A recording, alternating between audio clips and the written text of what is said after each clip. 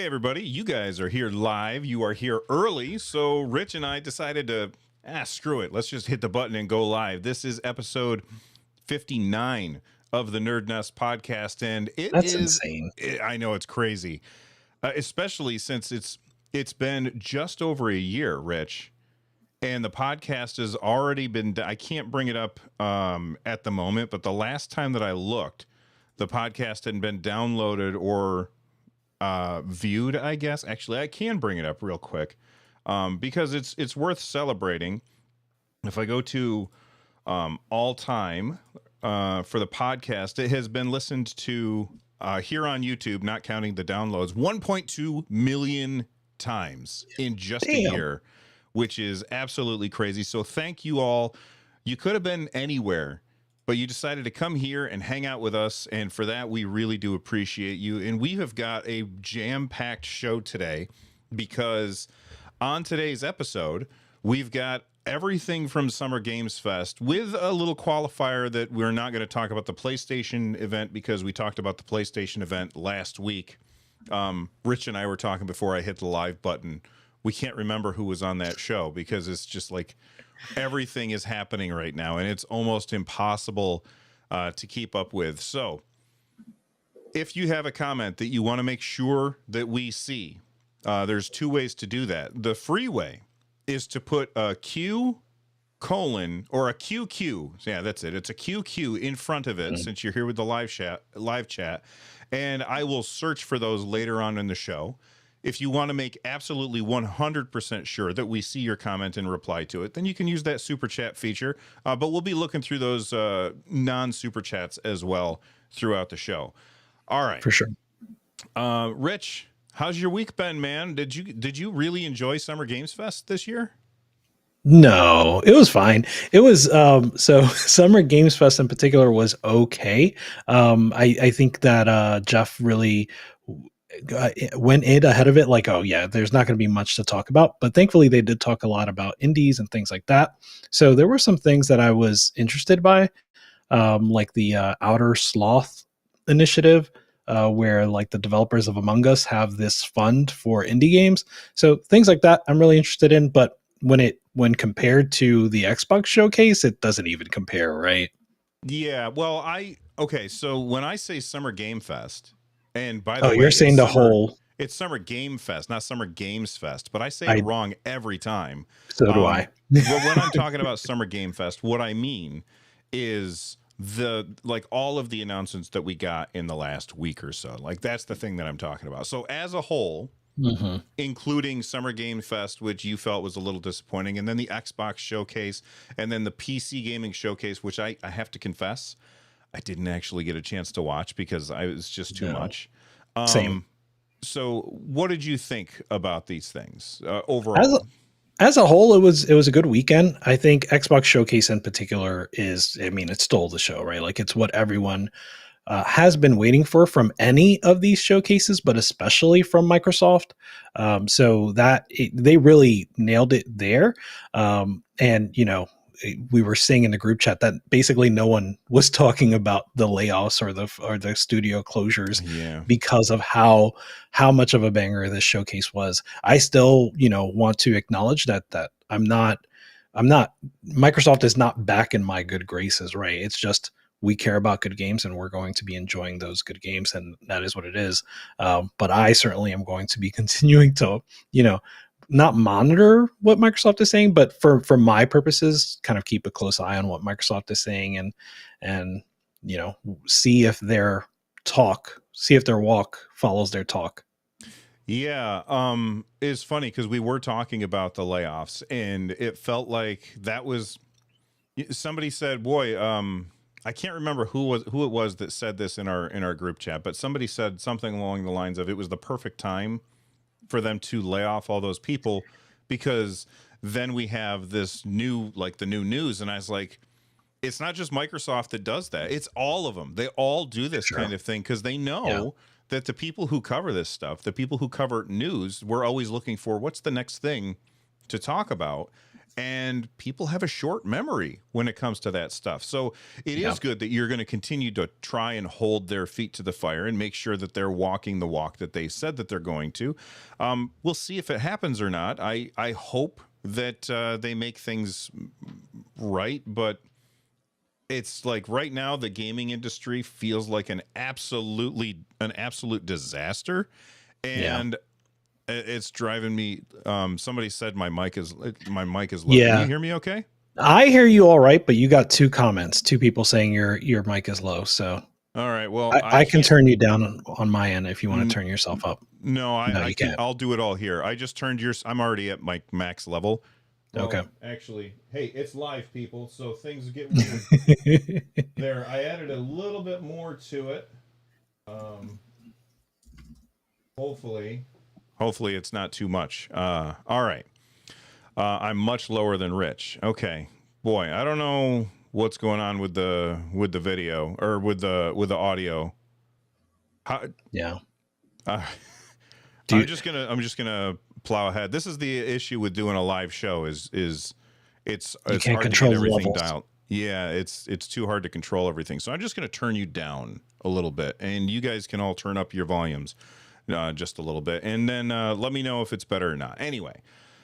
Let's jump into the news. I'm going to bring up the show notes. We got distracted at the beginning by shiny things, and I do appreciate you guys letting me know when things don't sound quite right, but we'll see what we can do.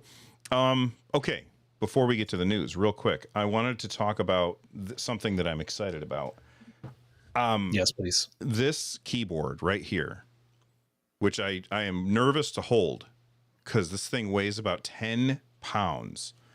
This is the this was just sent to me by the people by Keychron, and it's the Keychron Q1HE, which stands for Hall Effect. It's a Hall Effect keyboard.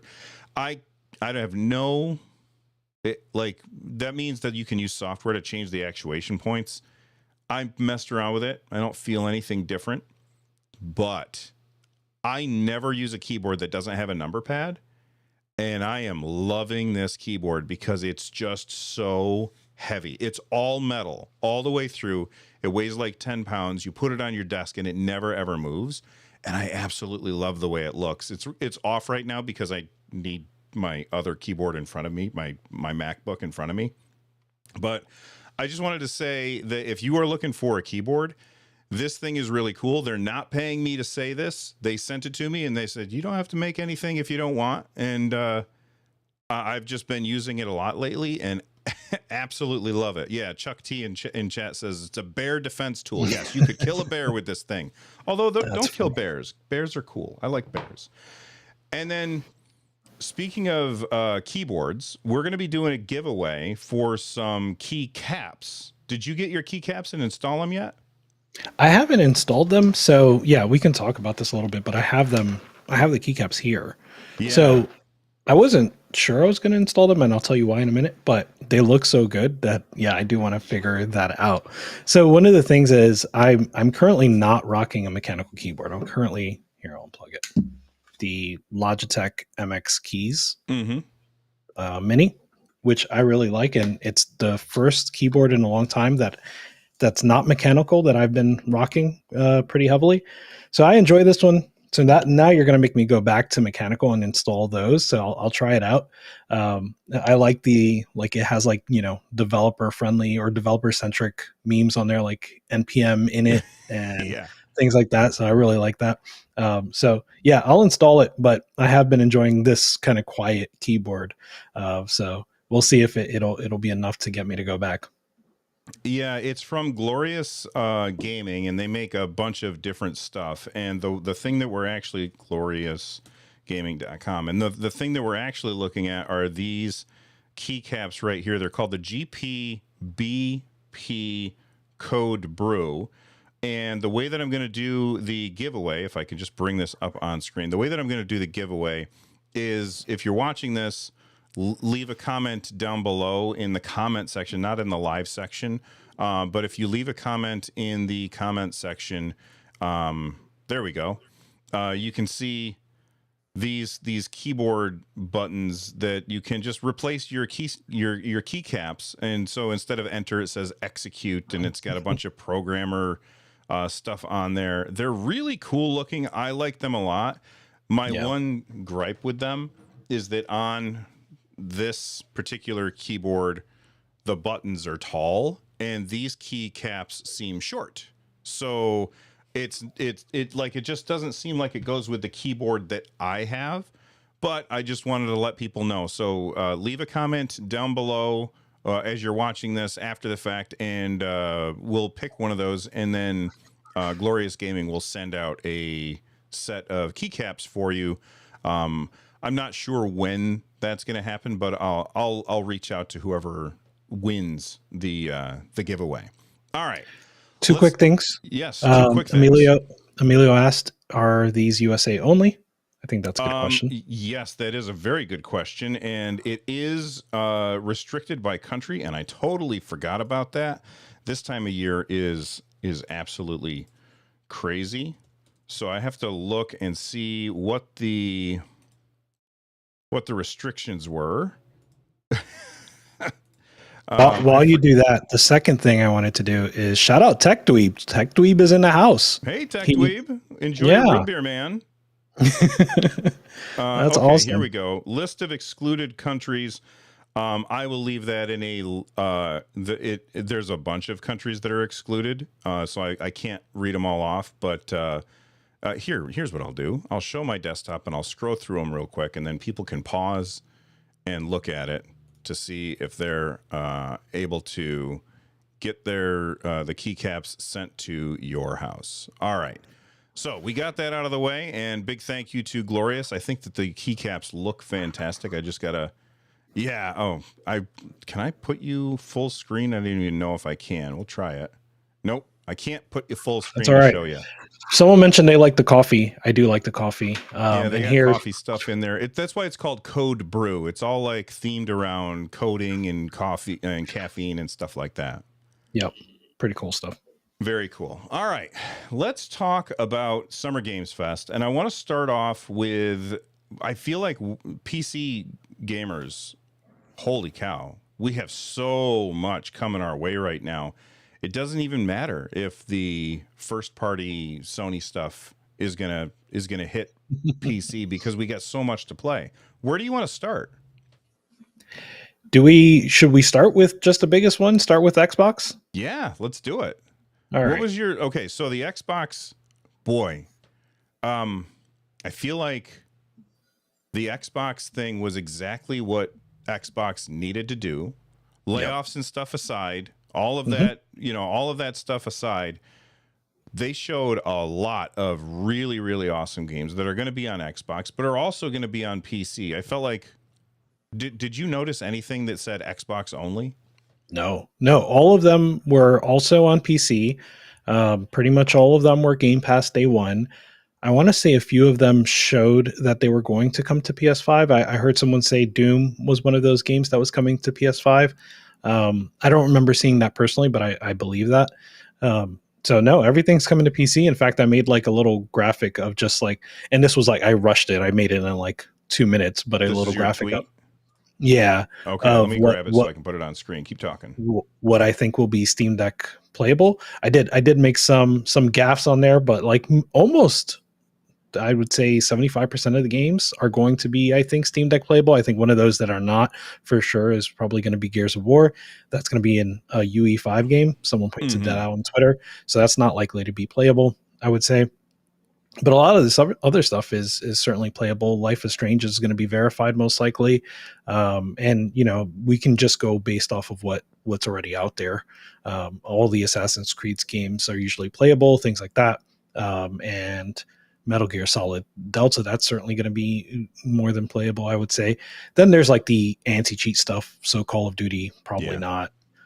Flight Simulator, no anti-cheat there, but it's just too much to run for that. It's going to be CPU bound on the Steam Deck for sure. But yeah, just a lot of stuff it's all going to play on PC, and a lot of it is going to play well on lower end PCs, I would imagine. Yeah. I think that, you look at the generation leap from Xbox One to Series or PS4 to PS5, everybody keeps saying, boy, not a whole lot has changed. And that's a good thing because the games still look freaking gorgeous. And that means that they tend to run on lower end systems. And Yeah. as we keep seeing this moving forward as getting more like the next gen, it's always less and less of an impact when you go to that next generation, which means that lower end PCs just keep like it's easier for them to keep up with the Joneses, I think. Yeah, I think so.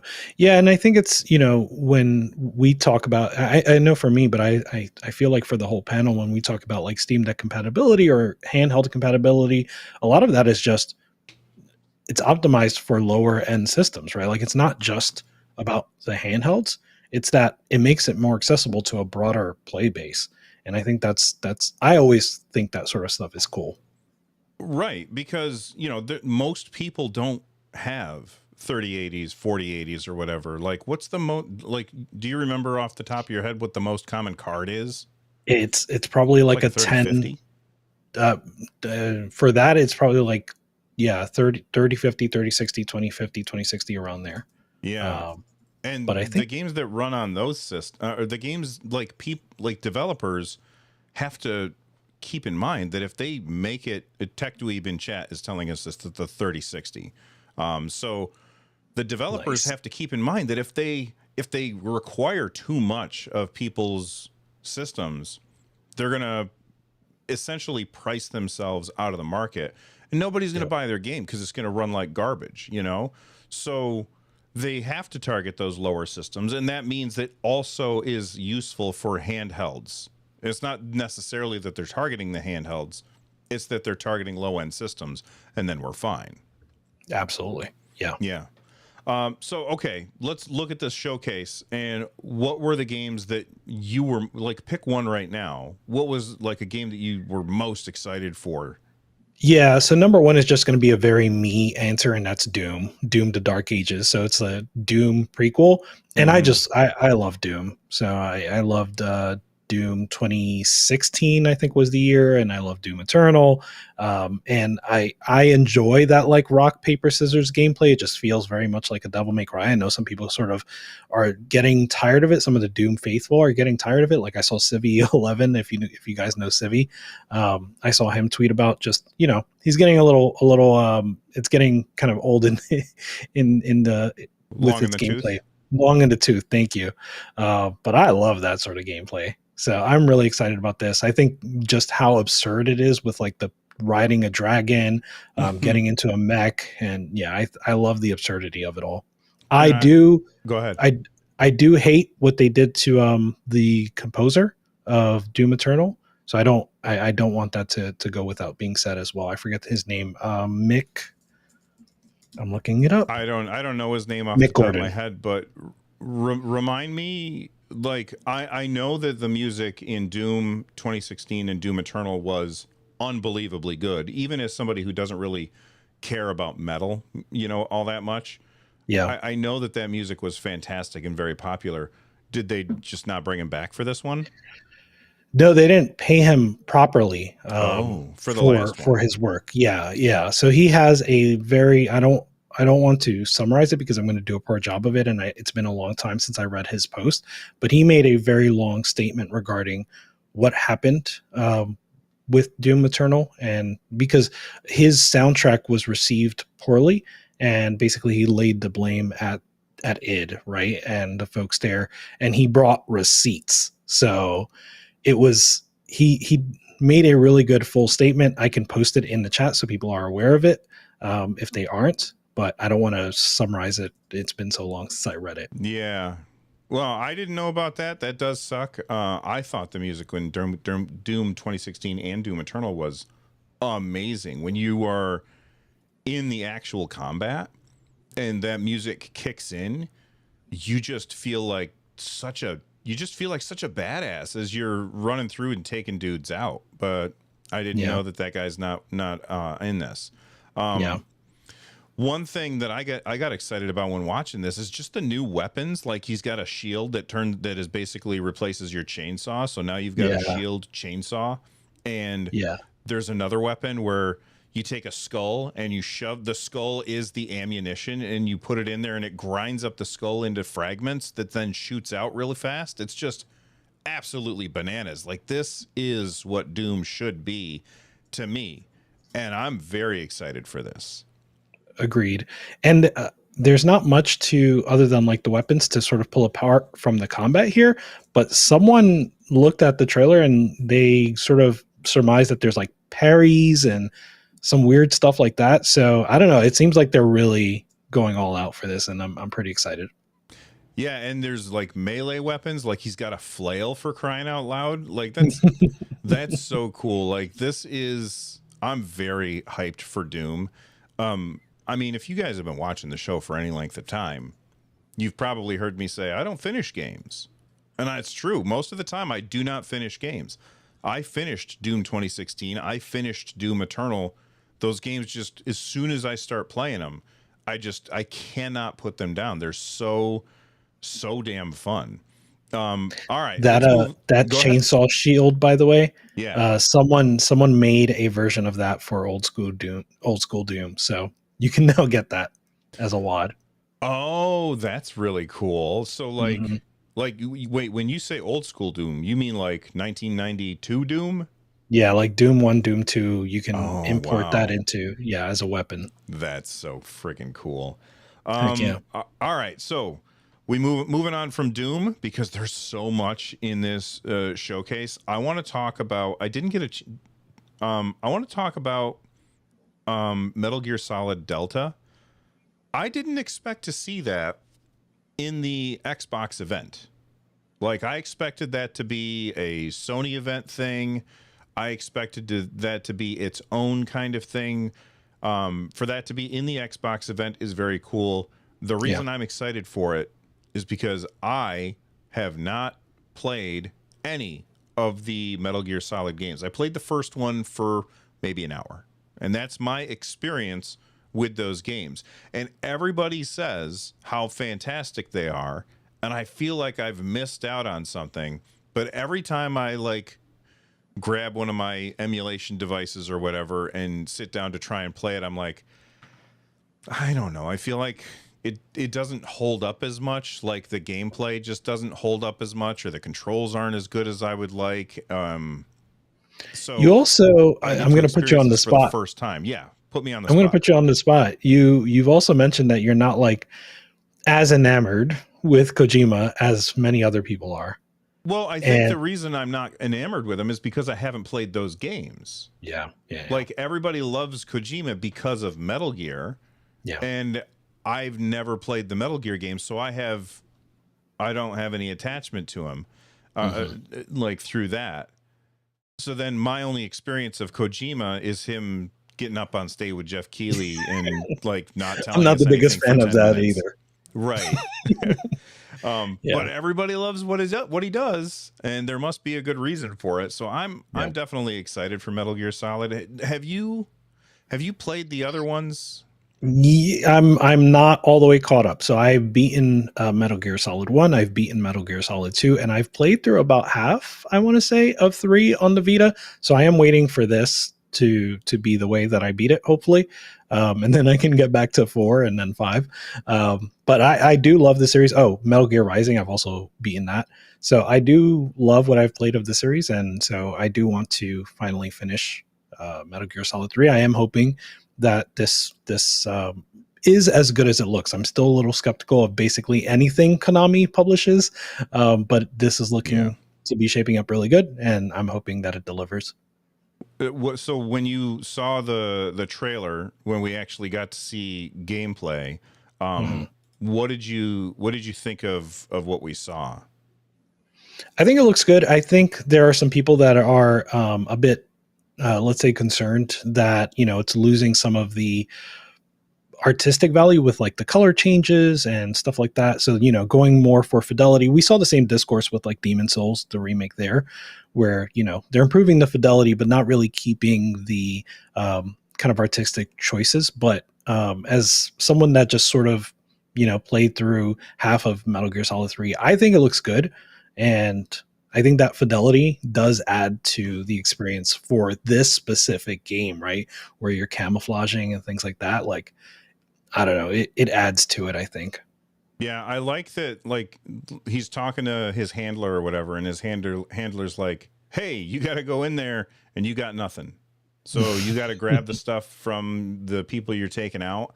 And then Yeah. like, there's a part that was in the video a second ago where like he's got a crocodile head or an alligator head on Hmm. his head so he can hide in the water. I think Yeah. that that's awesome. I can't wait to check this out. I feel like it's a gap in my gamers knowledge, and I'm excited to experience it for the first time, having never played any of those games. I think it looks fantastic. And by the way, Nice. people who are here in the live chat, let us know down below or in the chat, what are you excited for, and make sure you put QQ in front of it so I can search for it later. All right, why don't you pick another game from the list, then we can chat about for a bit.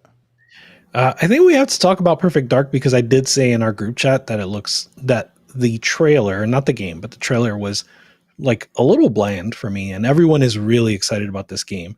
I'm super excited because it's Crystal Dynamics, it's Perfect Dark, and I just have this sort of faith that even though the trailer didn't really jump out to me, it looked good enough quality wise that I just think it's going to be something I enjoy. But I kind of want to hear from your point of view, like what really drew you to this trailer? I from watching it, like when I first started watching it, I was getting Hitman vibes, and I missed out on the new Hitman games that had come out until Hitman 3 came out, and then I ended up getting that and played it for a bit, and I was like, holy cow, Yeah, this is really fun. I love the idea that I've got a target. I'm going to go in and take them out, and there's a bunch of different ways that I can take them out. I don't know if that's how Perfect Dark is going to work, but that's the vibe that I got from watching this trailer. And I yeah, thought, oh, that seems really cool. And I also love the idea that you've got all these little gadgets that you can use, like James Bond kind of thing. yeah, So you like she's pulling up a thing and she's stealing somebody's voice print, so then she can use that to get into something. And then there's like the parkour stuff that's in there. I think this looks really fun. I'm really surprised that you find it bland. Like, what about it feels boring to you?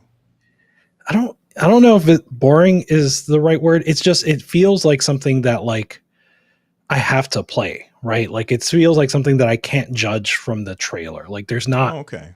there wasn't enough there for me to like hold on to and be like, yes, I need to play this game. But it's not that it looked boring or bad. Like the fidelity looks really good, things like that. It just wasn't like I watched the Indiana Jones trailer and I'm like, I need to play this tomorrow. Yeah. You know what I mean? I Yesterday. need to play this right, exactly, immediately. And I watched this trailer and I'm like, it looks like it's coming along well. I can't. I would like to try it and see what I think of it. Right, like it's more like that.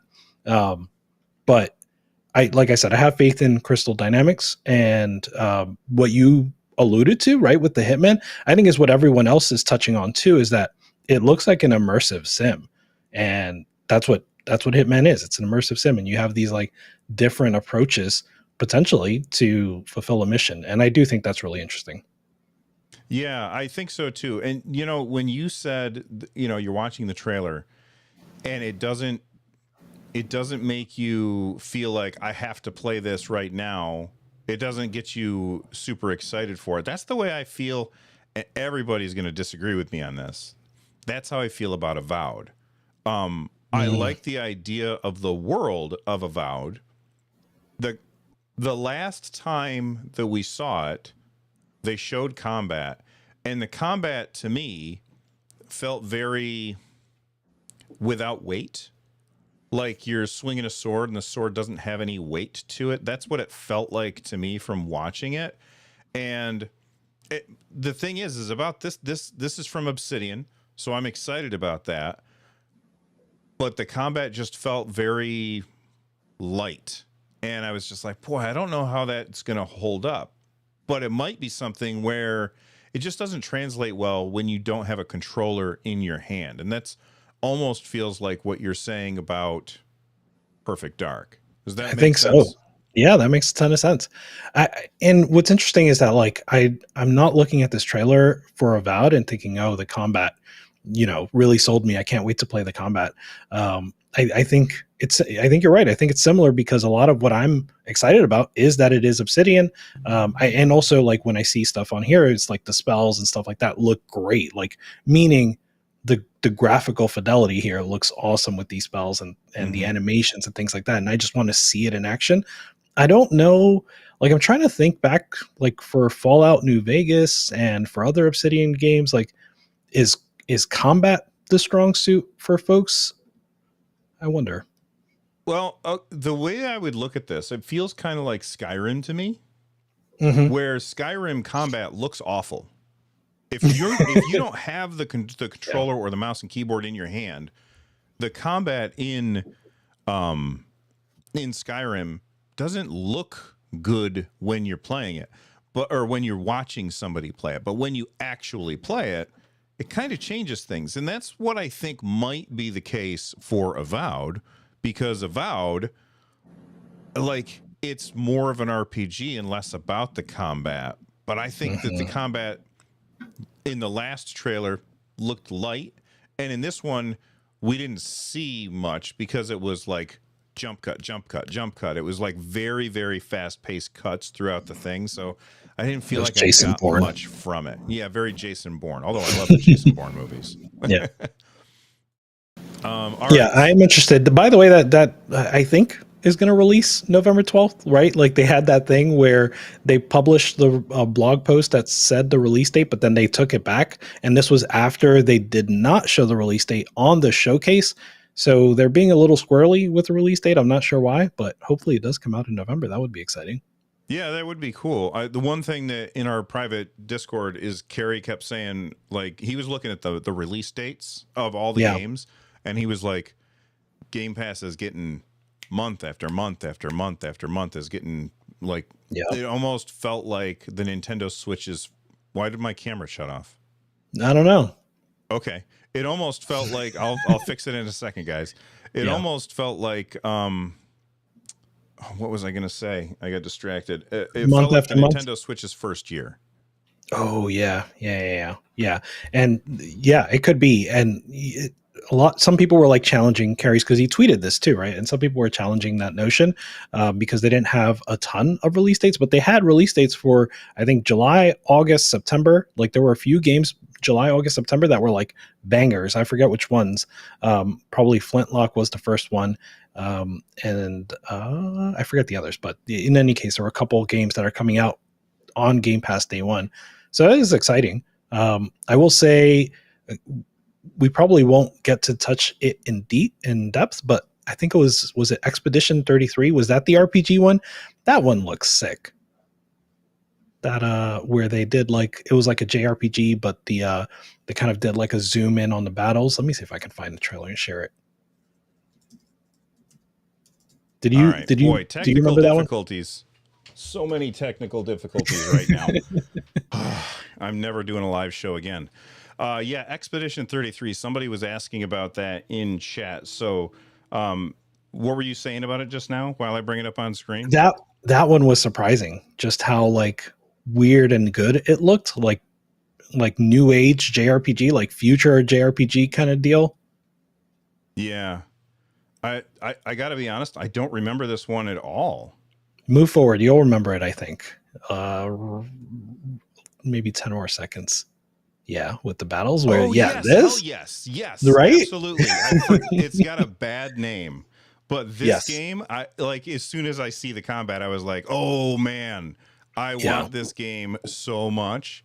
Um, so yeah, the it feels very Persona like the menuing system and stuff, but also like they've combined in that thing in Mario RPG where when you do an attack, you get extra bonus damage or whatever, or yeah. defense if you press a button at the right time. But yeah, Expedition 33 looks great. Although part of it feel like, is it turn based or is it not turn based? Because it feels like it's turn based, but then part of it makes me think, oh, is that Souls like at the same time? I, I took it to be turn based. It might be that there are some real time elements, like like some JRPGs do, but I definitely took it to be turn based. Yeah, so did I. So that's Expedition 33. I think that game looks fantastic. Looking at the rest of the stuff in here, I guess I want to talk about Indiana Jones just for a second. We have to. I'm so excited for Indiana Jones. I grew up watching those movies, and this absolutely feels like Indiana Jones. And I know a lot of people are mad because it's first person, and I'm fine with that. I like it's fine that they decided to go first person. I know you're a big machine games fan. Heck yeah. And any chance you get to kill zombies or not zombies, Nazis in a machine games game, that seems like a win. Yeah. But now you get to do it as Indiana Jones, and the guy who's doing the voice, who I forget who it is off the top of my head, but he sounds exactly Matt Mercer. Is it Matt Mercer? I don't remember his name, but he is spot on. Right. Spot on. Yeah. He sounds fantastic. He sounds just like him. Like, I wonder just how often he's like walking around his house practicing, and his wife is like, "You got to stop." He's like, "I'll have a ham sandwich." He's like constantly doing the impression. He's nailed it. And like Indiana Jones and the Great Circle looks great. Very, very excited for that game. The other game that I think that I want to talk about before we move on to other stuff is not a game that was just on the Xbox showcase. It was also in the PlayStation showcase, and that was Mech Break. Mech Break, yeah. Oh, it's Mecha Break? Oh, yeah, I believe so. Okay. Yeah, that game looked amazing. Looks crazy. Are you a mech fan? Ish. So like I'm not like huge, but I enjoy Armored Core 6. The thing is I love watching those games be played, and I have a hard time playing those games. So like Armored Core is a good example. This reminded me of Virtual On, which is like a 1v1 mecha fighter on the Sega Saturn and arcade. This is more of a battle royale or like 50 person battle. But yeah, it reminded me of that just with how fast paced it was and all these attacks. So I wonder like what that plays like. Is it going to be, I mean, it's going to be controller compatible because it's going to be on consoles, but like, yeah, how do you stance switch, all of that stuff? I'm really excited to learn. Yeah. So like you brought up, Virtua On, which is exactly the game that I wanted to talk about, because I remember going to the arcade when I was a kid, and you had the big thing that you could sit in, and it had the 2 joysticks, and you controlled the character. If you wanted to move forward, you pushed them both forward. If you wanted to turn left, you pushed the right one forward and the left one backwards, and that's how you controlled the game. And it was always incredibly fun. I'm very curious if they can nail this on a controller and have it feel like that, or is it just going to feel like another third-person action game, and instead of being a person, you're a mech that can turn into an airplane? Like that's the thing that I worry about for this, because I think that this looks great. It looks so good. And yeah, I mean, just how do you go from like shooting to this melee based combat? I really want to see how it all takes place. And I know that there was already a closed beta not that long ago, I believe in April. So I believe the beta in August is going to be a little bit more open. So I'm going to register for that and see if we can get some games in. Oh, hell yes. And then I guess we could talk about, I almost forgot about Fable. Fable looks really, really fun. Yeah, absolutely gorgeous. And I can't wait to play this game. I played the first one, and I had a lot of fun on the first one, and I don't think I ever went back to Fable 2 or Fable 3. But this one looks this is not the best trailer because it's not showing me the game. There we go. Now we get to see some gameplay. I think that the gameplay looks really fun, but it also makes me worry that it's a bunch of what do they call those things where it's like press X or press Y, quick time events. Yeah. Like, I'm worried that the combat's going to be a bunch of quick time events, and they didn't show me extended gameplay. You know what I mean? Yeah. Yeah. No, we didn't get a lot of that, but I do have high hopes. And if this turns out good, right, we're spoiled right now with like WRPGs between Baldur's Gate, Dragon's Dogma 2, basically anything that even before Baldur's Gate 3, there was just what was the other Larian game before that? Was it the Divinity? Divinity Original Sin and Sin 2. Yep. All of that. So like, yeah, these games are coming fast and furious, and they're like, epic tales, right? So we're in for at least 50, 60 hours. I don't know if Fable's going to be that long, but it looks good, and I'm pretty interested. I hope it's not that long. I know that Yeah. everybody always talks about, well, I want to make sure that if I'm spending 60, 70 bucks on a game, I want to get lots of time out of it. I don't care about that because I don't have the attention span to finish those super, super long games. So if it's a 60, 70 hour game, I'll probably not finish it. Like that'll make me less likely to play it. Just because I know who has time for that? Not me, anyway. Right. With the exception, like there were a few exceptions, but most of the stuff that we saw, there was gameplay. It was gameplay and gameplay and gameplay. Not Gears 6. Gears 6 was just a trailer or a CG trailer, which is disappointing. But I feel like that's my biggest complaint at most of these events is that they show CG trailers and we don't actually get to understand what the games are like. And I feel like that was not the case with this. Yeah. It was nonstop gameplay. We get to see so much. In that way, what's that? I was gonna say, in that way, it makes Gears of War more like that trailer more poignant, right? Like it makes it have more of an effect that everything else was like not CGI. It was just real gameplay. And then, it just led up to this big announcement of Gears of War coming out or Gears of War being worked on. And that was CGI, but it gave it some room for it to be CGI because not everything else was CGI. Right. That makes a lot of sense to me too. And I just turned off the compression on my microphone. So if it's blowing your ears out, I apologize. I'm just trying, like people keep complaining that I'm too quiet. Yeah. And I tried turning my gain down. I don't know if that's, I've got you turned way down and okay. I don't know what to do about it. It's so weird. Anyway, somebody asked if I finished Tears of the Kingdom. I did finish Tears of the Kingdom and Breath of the Wild. So yeah, I do finish games, but most games won't hold on to my attention for long enough. And that's the thing that always that's why I don't like those super, super long games. Anything else from this that you wanted to chat about before we move on?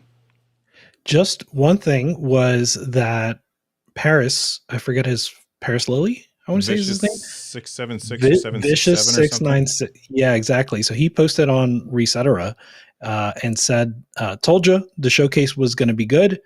And the wild thing is, I had multiple people at Xbox tell me there was so much more they could have shown, and Gamescom is shaping up to be a big show too. So yeah, it sounds like we have more Microsoft excitement and announcements to come. Yeah, I mean, and the thing is it's not just Xbox. Like those are Xbox games, and then almost all of those games also come to PC. So, and Microsoft has said for a while now, hey, we put our games on Steam. So most of these games are going to be able to be played on your Steam Deck, on your Legion Go, on your ROG Ally or ROG Ally X or whatever other system that you have. And I just think that that's really exciting. I agree. I think this is a good time. So I'm looking forward to Gamescom and whatever they have next. I would like them to, if it takes time in between shows to make shows this good, I would rather they follow that approach than try to have a show every quarter and most of them are mid, because I think people were very happy with this. And I think this is a sort of a level of quality that they should strive towards. Not just Microsoft, just everybody, right? Yeah, I get what you mean by that. The thing about, I feel like, with Jeff Keighley doing Summer Games Fest, and then he has what's the one in the Game Awards, but there's these times where everybody feels like they need to make something in order to be included. Yeah. And it's not like Microsoft hasn't put out things at these events for the past couple of years. You know what I mean? Yep. So why is it that suddenly they have all this stuff? Like the last thing, did it feel like there was nothing there? The last, which one? The Game Awards, or you mean something Yeah, I else? guess during the Game Awards when we saw, did Microsoft do something that time? I don't know. And again, it's not just Microsoft, but I don't remember being like, this was memorable, right? I suspect 6 months from now, we're going to remember what this Xbox showcase was like. I don't remember what the Game Awards was like. But you think you'll remember this one? I think so. Yeah, that makes sense. Yeah. It was very memorable. Yeah. Well, before we move on from Xbox stuff, Phil Spencer did drop a hint that we are going to be getting an Xbox handheld. He was talking to The Verge, and he said, sorry, somebody just distracted me. I saw a shiny thing.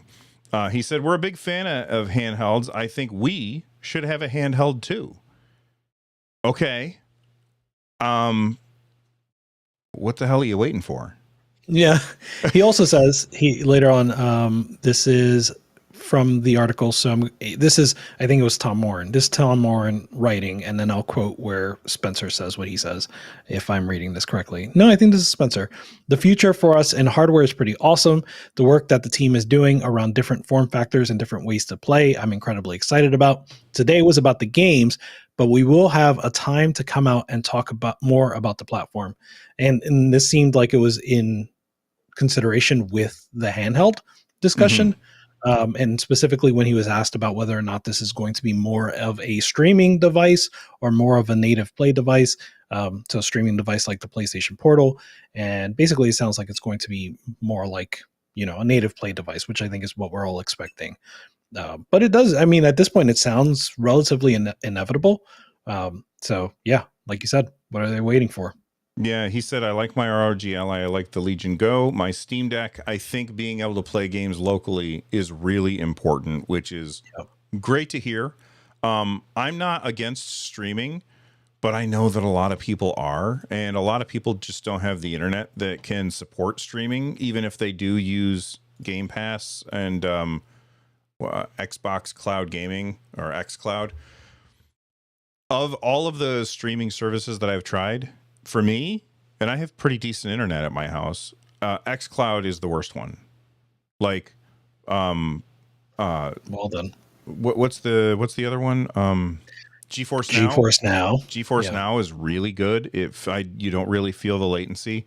Whenever I sit down to play Xbox Cloud, it always feels like there's some latency there. So I like that they want to do local on-device stuff so that you don't have to worry about your internet. Yeah, I'm a big local player. I don't mind streaming. It's just, I don't know, the cost, the cost benefit analysis for me specifically just it never works out. So I just like playing locally. Yeah. Moving on to the less exciting stuff, Summer Game Fest, because there wasn't I feel like that was more, I got to be honest. I sat down on my couch over here and I watched it and I fell asleep, and every once in a while I'd wake up and I'd look at it and I'd shrug and go back to sleep because it was pretty boring. I felt like the stuff that did look interesting, or that I think is worth talking about, at least Lego Horizon Adventures. I think it looks cool. The graphics are unbelievable.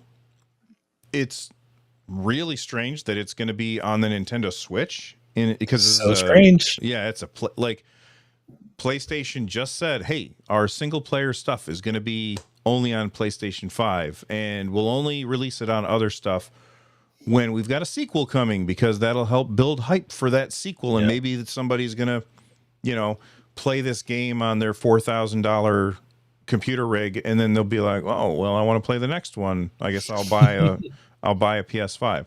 I don't think that makes a lot of sense to me, but whatever. This one is coming out on Switch. Was it on PC as well?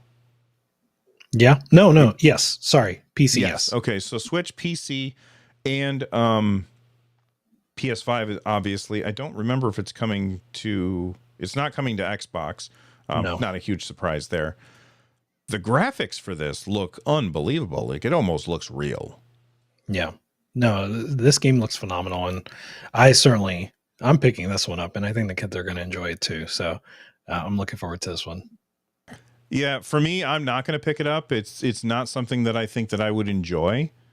Yeah. Like, I did enjoy those Lego games back when I played them back in the day, but it's always the same thing. It's like, oh, here's a thing. Now I got to break everything in the room and then use the pieces that I got in order to build something to solve a puzzle.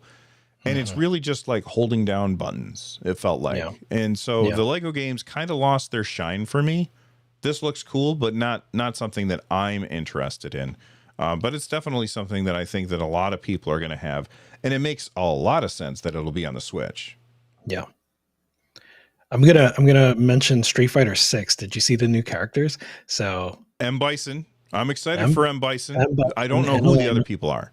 Well, that's what's exciting. So Elena is Street Fighter 3. I'm not going to stick to Elena very long, but Elena is awesome. She's Street Fighter 3. She's capoeira, so you see a lot of like the upside down leg kicks and stuff like that. But the exciting thing is Terry and Mai. So Terry and Mai are from King of Fighters, so SNK games, or Fatal Fury. Either way, different SNK games. And so, this is the first time we're seeing SNK characters in a Street Fighter game. We've seen them in Street Fighter versus, different Street Fighter, Capcom versus SNK games. And there was one more, like the Street Fighter tag team game. No, that was Street Fighter Tekken. But in a mainline Street Fighter game, this is the first time we're seeing characters like that. So I am extremely excited about that. Are you okay? So I never played Fatal Fury, whatever one that guy's from. I never played that. So does that control scheme and style mesh with Street Fighter? They're a little different, right? But they've made it work in the past. So they did a Capcom versus SNK where Capcom made the game, and then they made a SNK versus Capcom where SNK made the game. Oh, and there were actually two Capcom versus SNK games, and in those games, they certainly made it work where they had 3 punch buttons, 3 kick buttons, and regular Street Fighter controls. So they're going to likely be some interesting differences to these characters. Like maybe they have a run or a short hop or something like that are more native to Fatal Fury and SNK games. But I think it'll translate well. And, they've done Akuma's in Tekken, right? So like if they can make Akuma work in Tekken, they can certainly make these guys work in Street Fighter. Yeah, there you have it. I did not know Akuma was in Tekken. He's one of the best players in Tekken, or one of the best characters in Tekken. Really? In the new Tekken? I don't know if it's in the latest one, but he's okay. Is it Tekken 8? I want to say he's in Tekken 8. Yeah, I don't remember. I haven't played Tekken 8. Like I played it a bunch that month and then I never went back to it. Yeah. Yeah, I can't find whether or not he's in Tekken 8, but he's either in Tekken 8 or Tekken 7. And he was one of the best characters. Let's talk about Alan Wake 2 real quick. Yep. What do you think about this? It came out and they said digital only, and everybody was mad about that. And now they're bringing out the physical version, and people are happy about that. But I feel like this is a trend that we're going to see with games going forward, where The games are going to come out. They'll only be available digitally. And then at some point later, and they won't tell us when, but some point later, then they'll release a physical version that has like, that's more expensive, that had like, it's going to be like the $90 version or something. And I feel like that's going to push people to buy things twice. Like they won't tell you that there's a physical version coming later. They'll just say it's digital only. And then later they'll be able to double dip on those same customers by saying, oh, now there's a physical version. What do you think about that? Before I answer that, I'm going to ask the chat. In chat, you have to be active for this question. Are you more excited for Alan Wake 2 physical or Balatro physical? Both of those were announced. Balatro physical, I think, got a little bit before the Alan Wake 2 physical. But I wanted to ask that because I think it relates. So I am so pleased. I'm so chuffed that I may have the opportunity to double dip on Balatro. So I think that sort of answers your question. Like I don't mind throwing extra money at Balatro. I'm not going to buy the physical of Alan Wake, but I don't have many physical games. I don't buy physical games. So I don't think I'm the right person to ask that question, because when I buy physical games, it's going to be because I want to throw some extra support, or because I want to get something extra. So with the Balatro, maybe, the cards or something that comes with that. I saw a couple of people comment Balatro. So in that way, I'm not mad at it. And also, the way I think of it is that shows some amount of demand, right? Like when you make a physical, you have to know how many copies you're going to make. Mm-hmm. And if, your game's a dud digitally, then you're not going to make physical copies at all. But Alan Wake 2 did well. I don't think that and you're not implying this, but I don't think that they, kind of manufactured the scenario where they went with the bad press for the digital release, and then they're taking this goodwill from the physical release and sort of taking advantage of the consumer. I think this is just sort of like a real life scenario. This is just something that they had to do, meaning they had to release it digital only, and now they have some kind of leeway to release the physical copy as well. But I think we should take it as a bonus, right? If it comes out physical, that's a bonus. Yeah, I just wonder for people. I mean, I also don't really do physical games because I can't be bothered to change the disc, and I don't want to have to go find the thing. Like I have a bunch of Switch games. Yeah. And the ones that I have, I just play less if they're physical copies, because I don't want to have to go and find them in order to put them in. When all of the digital games on my Switch, I can just play. Same thing with my Steam Deck or my Xbox or my PlayStation. I think I have 2 physical games on my Xbox and PlayStation total. Yeah. I just never play those. So I'm not the person who would buy the physical version of Alan Wake anyway. Yeah. But I know that there's a lot of people who really like to collect all of their games. Like they like to have the game on the disc. Yeah. And those people are like, if I were one of those people, I might hesitate now to buy a game because, I wonder if Remedy is going to bring, when Control 2 comes out, if it's digital only, I might say, well, I'm not going to buy it because they might bring it out later as a physical version. Yeah. No, and I think that's fair. I think that's up to the person, right? There are a ton of people.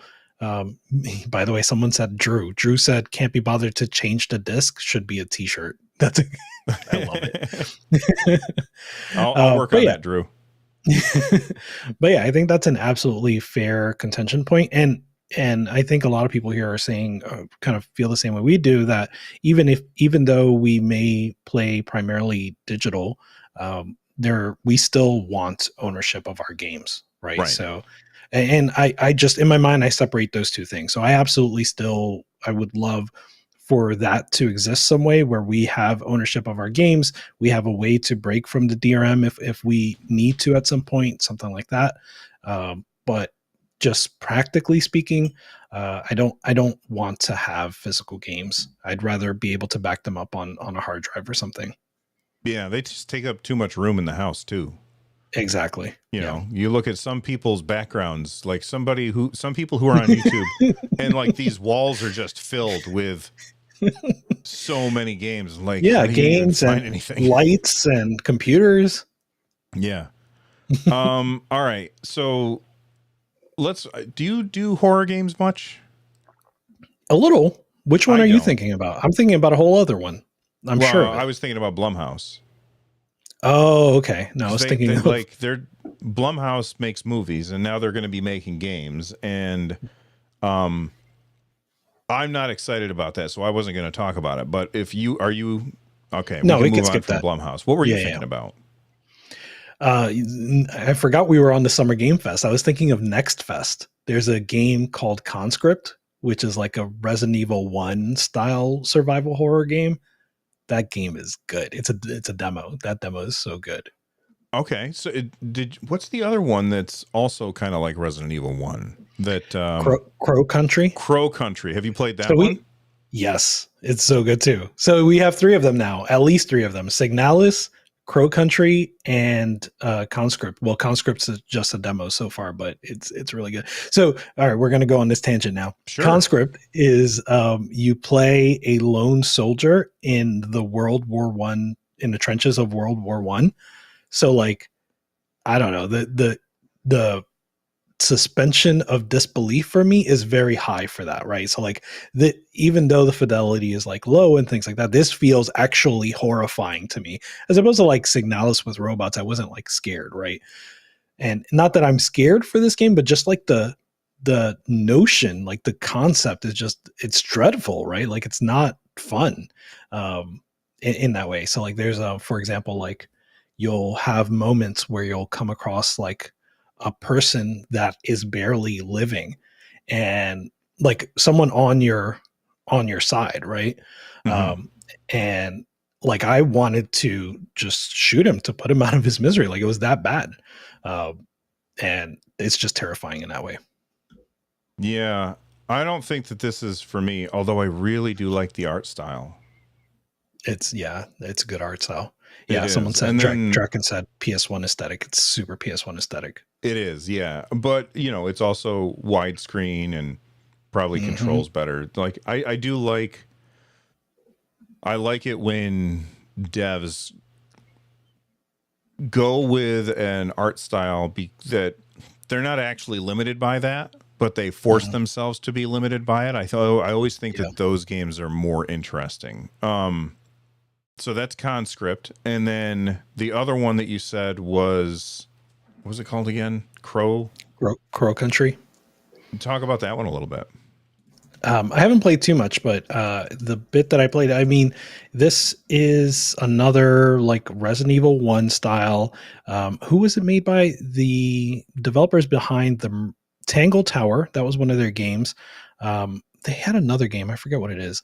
But either way, they're really solid developers. And this one, I don't know how to describe it other than like that, right? Like it's RE1, PS1 style survival horror.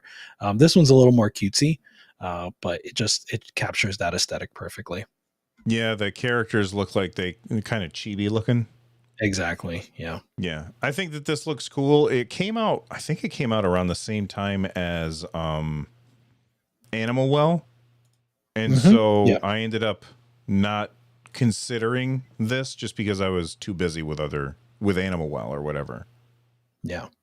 Emilio helped me out. It was Snipper Clips. They made Snipper Clips. I don't know if you guys remember Oh, Snipper that's Clips. so It's weird. Like that's a right. very strange combination of games to have made. Like for Yes. the people who have never played Snipper Clips, it's a two-player puzzle game where you are essentially pieces of paper and you have to you have to fill in a space with the right shape, and in order to make that shape you overlap with the other player, and then you press a button and you you basically will clip out that part of that player. And so you have to say, oh, okay, we'll turn this way, and then I'll hop over here, and then I'm going to face down, and I'll clip off this one corner, and that'll make it the right shape, and then you can go stand in the place, and you'll open up the next level. It's a very, very cool game. So weird that they would go from snipper clips to this. Yeah, Very strange. And go ahead. I was going to say, I can transition us back to SGF, going from low fidelity to low fidelity. Honestly, the game I was most excited by, possibly in Summer Game Fest, Mighty Morphin Power Rangers. Yes. Am I alone? I slept through that. I missed it. And I saw everybody talking about it. And I was like, what are they talking about? And then when I found it, I was like, oh, man.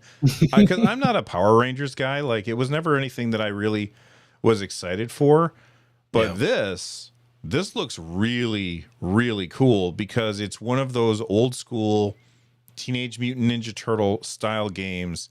And I closed a window so I can't switch to the screen. Tell people about it while I try and bring it on screen. Yeah. So it's exactly in the vein of the Shredder's Revenge style game. It's 4-player. I don't know if it's 5-player, but at least 4-player. It looks like it's 5. Beat 'em up. It is 5-player, yes. Sweet. I'm so excited. So one of the things that I'm excited about, right, is that like they have new Power Rangers and they have the old Power Rangers. Not this game. I just mean the show. They have a new Power Ranger show. And they have like the old Power Ranger show available on Netflix. So my kids have gotten into Power Rangers, and then whenever they get into it, whenever they're watching it on Netflix or whatever, me and my wife would be like, oh, what about this? What about Rita? Blah, blah, blah. And we start talking about, so all 4 of us are into Power Rangers in some capacity. So I'm just really excited for all 4 of us to play this game together. Yeah. And the brawlers, like the old school side scrolling brawler games, those are always really good. And we've had some really fantastic ones lately. Obviously the new Teenage Mutant Ninja Turtles that came out a few years ago, top notch, really, really fun. But then there was also Streets of Rage 4, absolutely fantastic side scrolling brawler. I played through and beat Streets of Rage 4, and I finished the new Teenage Mutant Ninja Turtles game. Not a huge time investment to do that. So it's not impressive or anything, but that one's more about like replaying it, going through it again. Yeah. And this looks really cool. And I'm not, as somebody who doesn't care about Power Rangers even a little, I'm still going to pick this up. It looks really fun. But it's the Power Rangers, so they have like their Voltron moments where you gotta, build in and get together and and I'll form the head kind of thing to fight against the big bad guys. And that's in this too, which makes it unique and different from all of the other side-scrolling brawlers that we see out there. Yeah, and then Sectweeb said 5 players. You got to have 5 players in a Power Rangers game. You're absolutely right. Yeah, how else would we? Yeah, very cool. I saw a lot of people that were excited about Sonic X Shadow Generations. I'm not seeing it. I don't care. I think people just really like Sonic Generations. I was surprised that I felt like it got the biggest pop at the show, like, and the biggest pop like in the live chat, like. The live chat, basically now all the live chats are just people spamming either L or W, but mostly L. Yeah. For this game, a lot of people were spamming W's. I saw a bunch of W's for this game. And I think people just really like Sonic Generations, and they unironically love Shadow as well. So I think that's cool. I think this is going to be a good game by the looks of it. So I'm looking forward to playing it. I'm also not like blown away. I'm just okay, this is going to be cool. That'll be fun. See, I like the side-scrolling stuff, but as soon as they go into the cameras behind Sonic and you're running behind him, I lose all interest because I just don't feel like that's not how Sonic should play. For me. Oh man. Okay. All right. Yeah. Like when the Sonic games that I like are all the 2D Sonic games, like Sonic Generations, and everybody seemed to love Sonic Generations. So when that game came out, I was like, okay, Sega has finally got it figured out. This is the way to go. And I loved that game. It was absolutely fantastic. And then they basically went back and did it like they said, screw it, I guess we're done with that. And I was like, really? Because I So love like that one. Sonic Adventure, right? Which one? You said Sonic Generation. Did you mean to say Sonic Generation or Sonic I Mania? meant to Possibly. say Sonic Mania. Yeah. Okay. All right. That makes more sense. Yeah. But yeah, like a lot of people, it's similar with like Mario and Zelda, right? Like a lot of people came into Sonic at Sonic Adventure. Like that was their first Sonic game. So like that is also just embedded in people's minds as well. For me, of course, that was not my first Sonic game. But yeah, I feel similarly about like Mario and Zelda's from time to time. Not Zelda so much, but Mario is like, I love the 3D Marios, but like 2D Mario is where it's at for me. So I get where you're coming from, but yeah, I think that a lot of people love those games as well. See, I feel like Mario made the transition from 2D to 3D really well. And for me, Sonic didn't. Like Nintendo nailed the transition into 3D, and I felt like Sega flopped in the transition to 3D. And it's not a huge surprise because their console was made for this really, really fast 2D stuff, at least the last one that they did. And like everybody else moved on to 3D and they were like, oh crap, now what are we supposed to do? And it just didn't hold up as much. Yeah. Anything else from Summer Games Fest that you want to talk about before we get to people's comments and questions and stuff? No, I think that covers it. Okay. All right, so let's take a look at the comments and questions. First off, we had some super chats that came in. We had one from the Smartislav, says, keep up the great work. Here's to many more years of awesome content. I appreciate you. Thank you very much for the super chat. You're awesome. And B Chateau says, or they didn't say anything. They just sent in $1. And Abel sent in $2. And Thanks, now guys. for the questions that people sent in. I appreciate you guys for supporting the show like that. Let's see. And if you see anything, I have a couple. Okay. If you want, I'm yeah. going to jump in with this one. With all the forced AI and the privacy concerns of Windows and Mac OS, could a public SteamOS launch take advantage and grow Linux gaming? You just put out a video about Thanks for watching. this big update to, or not update, but Linux. Yes. Talk about this real quick. Yep. So I'll pair this with another comment that came in right before it. I think Magma Slime said, have you seen Windows recall features such a privacy mess? So yeah, forced AI, privacy, all of these things, right? Increasingly, and this, it's all down to what you prefer, what you want, things like that. But increasingly, we are the product, right? Like there's the old saying that if you're not paying for the product, then you are the product. Windows 11 is free, right? Like that means you are the product. And that can be okay for a lot of people. And in many ways it's fine for me, but increasingly it's becoming less fine for me. Like it's just becoming more and more of a hassle. Because when you're the product and not the consumer, that also means they're not like catering to you, right? So like there's the Adobe thing as well, where it's just they're serving other consumers, they're serving other customers, they're not serving you anymore. So even aside from the privacy piece, they're not looking to your needs. Although with Adobe, you are paying. You're not only are you paying, but you're also giving them all your stuff. Although they say this is true. Look, listen, we're not going to steal anything. Yep. But this is all true. So yeah, that has pushed me further and further into Linux. Steam Deck made it easy to do all of my gaming on Linux. I'm not a big like multiplayer gamer at the moment. I'm not a big what's the other blind spot for the Steam Deck? I guess like super high fidelity, right? I play a lot of indies. So Steam Deck's perfect for me. I don't need much more than that most of the time, 99.9% of the time. So I pretty much almost exclusively play video games on Linux, which is a little strange. And then I just did a full install.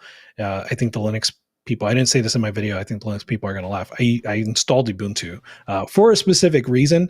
if anybody is familiar with OmaCube, I did it to install OmaCube because I just wanted something that I didn't have to worry about the configuration, because every video I watched about installing Linux is like, oh, you can configure this, you can configure that, you can configure that, which is great, but it was all intimidating. So I just wanted something to configure for me.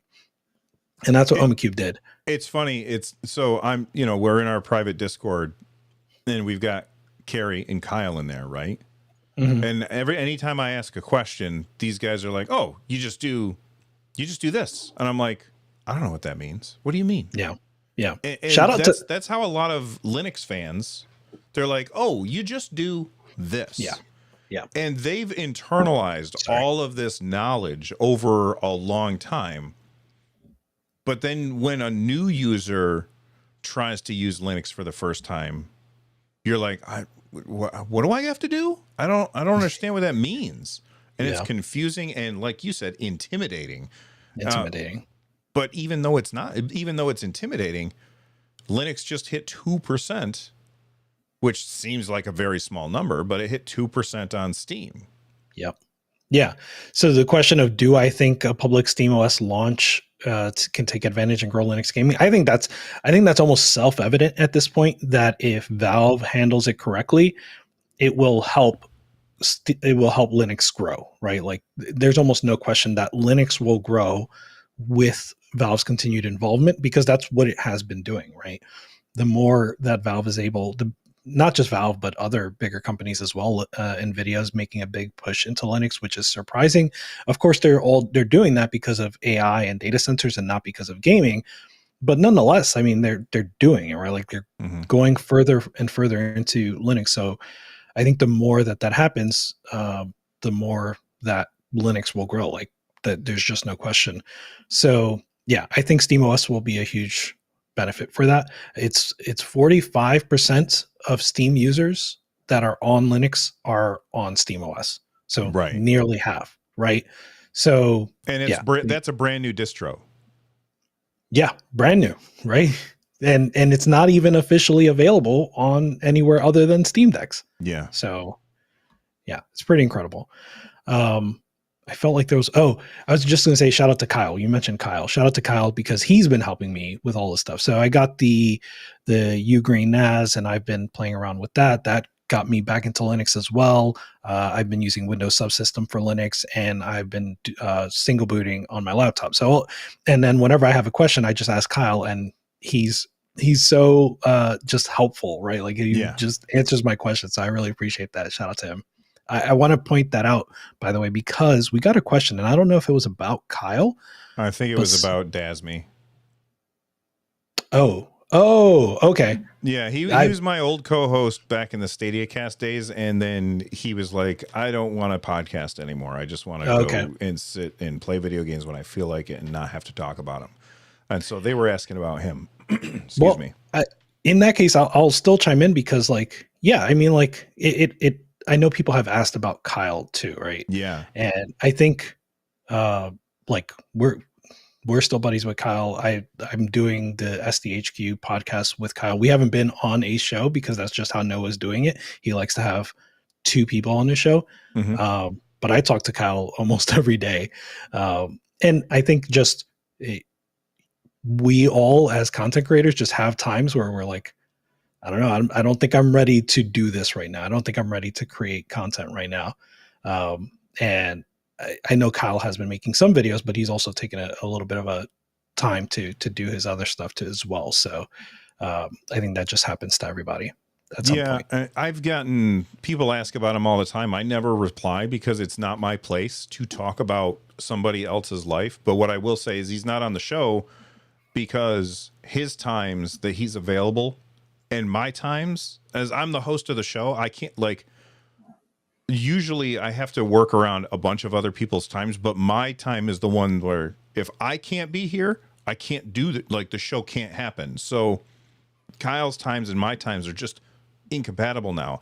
I thought it would be easier once he moved back to the States, and it actually got harder. So he and I we don't have times in common. So anytime we do talk, it's through text messages instead of face to face, like face to face like Rich is. Yeah. Oh, speaking of face to face, Hmm. real quick, we should mention that we're going to be at Too Many Games. Yes. I'm going to be there. You're going to be there. Russ is going to be there. Carrie's going to be there. And we're also going to have Bob Wolf on our panel. Bob Wolf. Yeah, the Bob Wolf, friend of the show. And that's going to be, I'm trying to find the dates, Friday, June 28th. You can come and meet us between 7 and 8 p.m. More details to follow. And then on Saturday, June 29th, from 6 to 6:45 p.m., we'll be on a stage someplace, and like we're going to do a live episode of the NerdNest podcast in front of like an audience and everything. So if you happen to be anywhere near the Philadelphia area, come join us at Too Many Games. We would love to see you there. Anything else that you want to add to that? Just while we're talking on hosts, someone asked if we can invite Liam. I speak to Liam from time to time. He's awesome. So yeah, I don't know, Bill, but Yeah, maybe. I'm open I don't to know. it. I'll say that. Yeah, most of the time, like I tend to try and keep the number of people that I invite onto the show smaller because it gets unwieldy if we have too many people. But I'm not opposed to Liam. I think he's a good journalist, and of all of the people that I know, he's probably the only one that I would say is a journalist. Journalist, yeah. I'm not a journalist. I know a lot of people like to give me that label. Not a journalist. I will not take that label. Please don't give me journalist thank label. you. I am biased. I'm biased as hell, and I'm fine with it. Anyway, somebody said, where was it? They said that they wanted us to talk about Atomfall. I was getting serious Fallout vibes from this. I thought it was Fallout London, basically, which is what the hell is Fallout? It's a mod that I guess people were working on, and then when they changed Fallout 4, they broke the mod that was about to come out or whatever. So I thought that's what this was, but it's another post-apocalyptic. Like we're swimming in post-apocalyptic games right we now. Sure are. Between this, Stalker 2 also looks amazing. 2. Sheesh. Yeah. I did see somebody who had hands-on time with Stalker 2. I don't remember who it was, and they said it's not ready. Okay. That's fair. They also Take your said time. that they had hands-on time with Star Wars, and they said very impressive, which I'm excited. Happy to hear that. Yeah, I mean, this, not to take away from Atomfall, but real quickly, the Stalker 2 team has been obviously dealing with a move and then a war and then a move away from Ukraine, I believe. So yeah, they're dealing with a lot. So take your time, get it right. I'm looking forward to that game, but from what I've been told, it's not ready yet. I mean, that's fine. I mean, there's a lot of games that aren't ready yet. Yeah.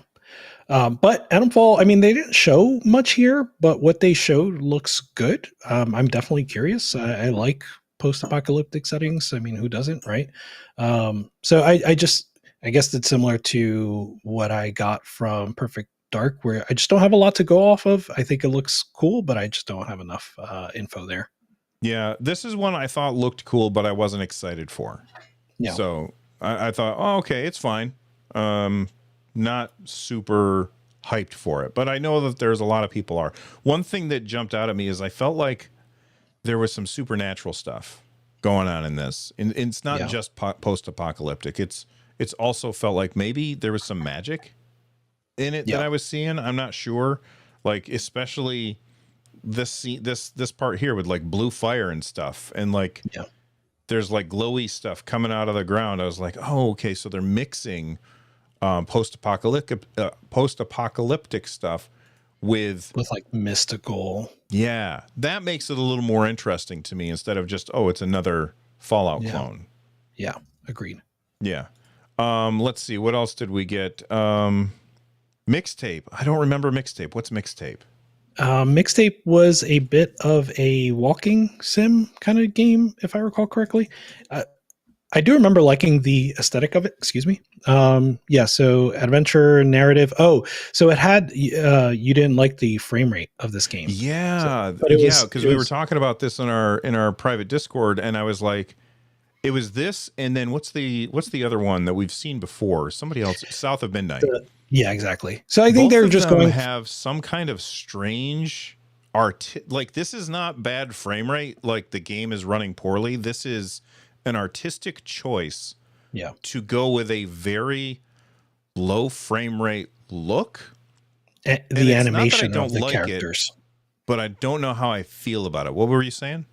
Yeah, so it's like the character animation specifically a low frame rate, and I think you're right. It's an artistic choice, and I think of it like Into the Spider-Verse, right? It looks like that, um, as far as because we don't typically see this in games or even in like movies, uh, but that's what it's going for, is that sort of aesthetic. Um, I like it. I like the look of it. I think when you got past that, you mentioned like it's giving 80s and you love the 80s, and I yeah, do. it's in that way. Like if you like Stranger Things and the aesthetic that gives, this is going to be different from that, but it's the same sort of touchstones, right? And yeah, oddly enough, it's a CD and not a tape, which I think some people commented on, but but I think it looks cool. I do like narrative games. I like what's the Fire one that Campo Santo did before they were acquired by Valve? Fire something. Firewatch? Firewatch. Yeah, I like that Love one. I that like. one. Yeah, there is not her story, but I liked her story as well. But yeah, I love those sort of games, so I think I'll enjoy this one. And it's published by Annapurna Interactive, which they just have a great track record. Mm-hmm.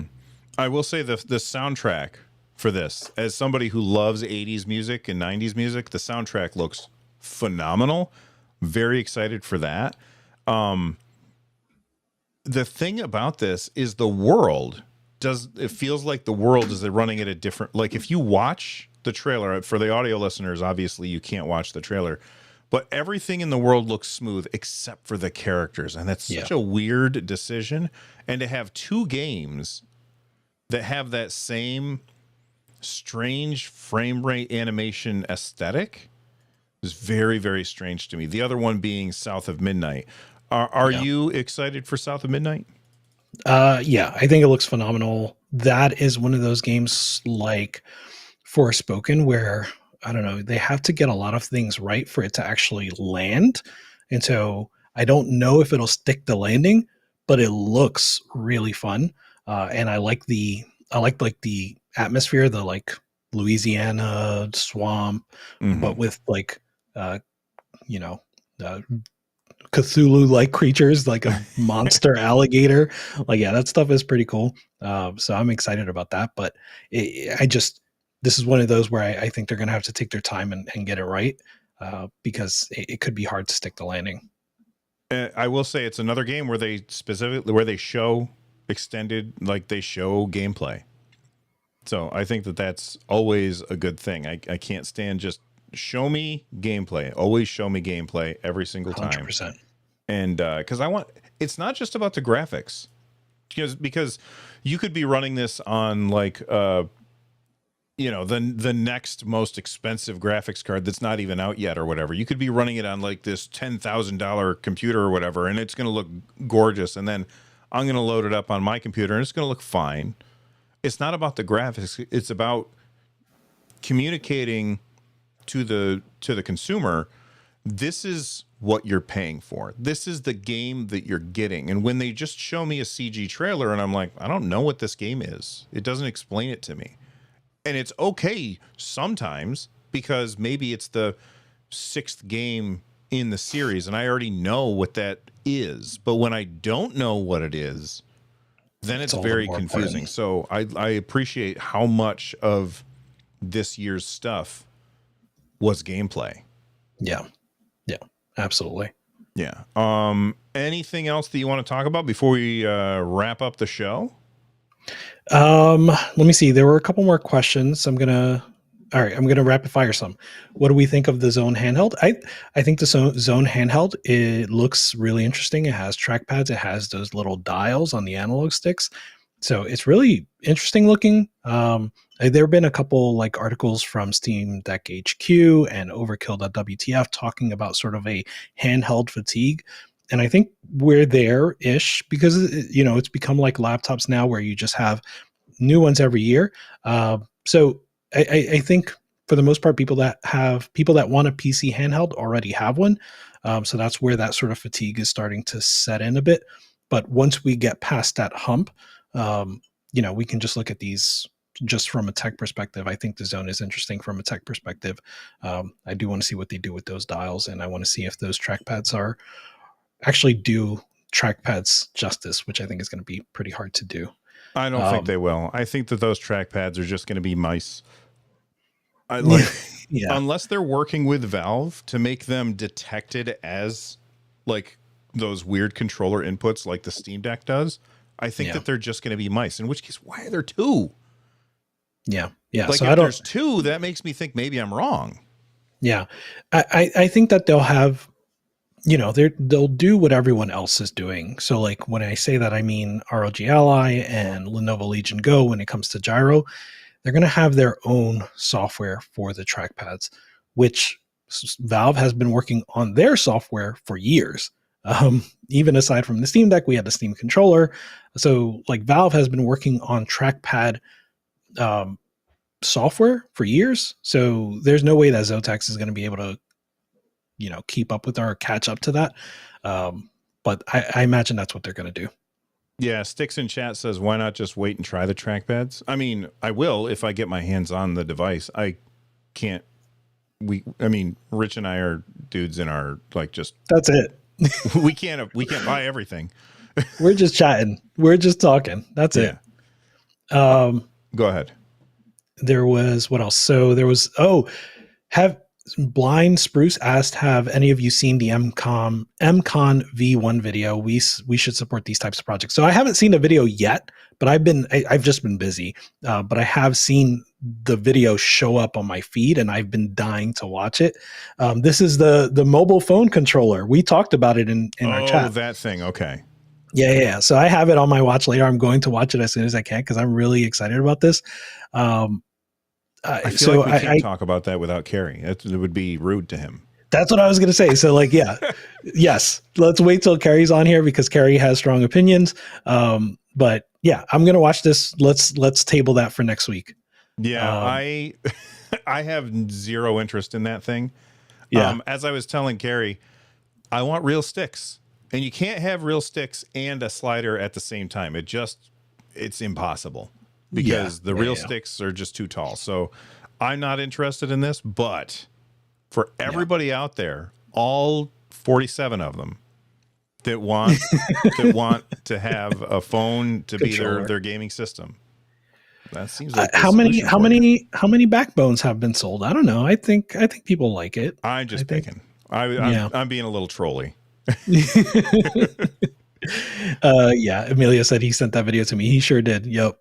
Yeah. A couple more questions, just two more, I think. Irose says, sorry to throw y'all off, but about the ROG Ally X, do y'all think it's going to be able to run a Gen 5 SSD at 14 gigabits per second for the PCIe port on the X, or is it only locked at PCIe Gen 4 SSD? So I don't know, and I don't think we have any information on that PCIe port.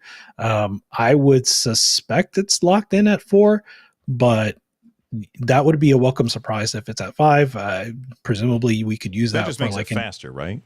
Yes, but presumably that would also make an eGPU solution faster. I mean, that would be very bespoke to use that port for an eGPU, but certainly ETA Prime will do it, and that'll be interesting to see. That's again just like tech curiosity, right? It's not something I would do, but it's something that I would really like to see. Right. I mean, I have trouble figuring out why you would do that, just because there's a Thunderbolt 4 port sitting there on the top. Just because of the speed. So the Thunderbolt 4 is already going to be half the speed of, or maybe less of, not speed, but the throughput, which effectively affects the speed of like the XG Mobile. So being able to connect directly to the PCIe slot would be much faster, but that's not really practical for anybody really, because then you're removing the SSD. Yeah. Yeah. Hey, but you know what? If people want to do that stuff, I'm all for it. It's just not going to be me. Yep. Of course, All you right, know what? When the Steam Deck first came out, I said I'm never opening this thing up, and then I ended up and then doing a you full replaced the shell whole swap. show. Yeah, but you regretted it, not having done it, but maybe how much work it took. I will say, I don't play the LCD version very often, but every once in a while, it will, like, my controls will stop working, and it's because the ribbon cable's just a little bit loose. Yeah. After I took it apart and put it back together, because I didn't know what the hell I was doing, and I tried to find a replacement daughter board that had like that part. They don't sell them. No, So every once in a while, I have to, if I'm using it and the controller stop working, I got to turn it over, open it back up, adjust, like make sure that the ribbon cable's back in there right, and then put it back together and everything's fine. That's funny. But you know, and that's not something that happened right away when I had done the swap. But now I've got the OLED, so that's the one I play anyway. Yeah. All right. The last question I wanted to address was the Next Fest. So Next Fest, someone asked, Breadleaf, what games are you guys looking forward to most from the Steam Next Fest? I have a short list. I'll probably make a video on this because I talked about it in my latest video, and then a whole bunch of other demos opened up. So if you guys don't know, a little behind the scenes is that like Next Fest is available to press before Next Fest is available to everyone else. I did not know that. So yeah, we'll talk about it. We'll talk about it afterwards. So it's available to press beforehand. And basically but the thing is, I played some games beforehand, and then someone's calling me. Let me turn that off. And then when it went live, more demos became available. So I have more demos to play, and I want to talk about them. But some of those are I Am Your Beast, which is like first person, like boomer shooter, but like with speed running and some parkour kind of stuff. So check out I Am Your Beast. Metal Slug Tactics, I think, is a limited time demo, so probably check that out first. But I've been waiting for Metal Slug Tactics. I already mentioned Conscript. Flintlock, we talked about Flintlock, and that is available. No, we didn't. Did we not? Okay, so Flintlock was in the Xbox showcase, and that is like another Souls-like. But the demo is available during Next Fest, so you guys can check that out now. Yeah, that looks cool. I say looks cool. I'm never going to use it. Yeah. Or never going to play it because it's the kind of game that I suck at. So I'm not going to play this. But it does look cool. No, get good for you. No, I don't have the time to get good. I'm an old man, and I got to make videos and make podcasts. I don't have time to get good. I just got to play the games that are at my level, and I'll have to deal with it. Yeah. All right, and the last one I'll mention, not exactly a demo, but there's this game, The Big Catch, that got a prologue released. It's called The Big Catch Tackle Box. It's a 3D platformer. And apparently, according to Emilio in the chat, he got 20 hours of gameplay from this free prologue. So it's free, 20 hours, and it's a 3D platformer. So check it out. Donnie Darko says, "Get good, Bill." I refuse. It's too much work. Yeah, it's a Souls-like. So I'm not a Souls-like guy. I played it. He's saying Souls light. Does that change it for you if it's a little lighter in the gameplay? No, because it's I would say it's almost always you're fighting a boss, and then for some reason, like those games feel like they're designed to. I prefer to play games where, as I'm fighting the boss or whatever it is I'm fighting, I can learn from them without dying. Whereas feel like Souls-like games, the way that they teach you is by killing you. Where you're like, you're fighting and you're like, okay, I got the rhythm.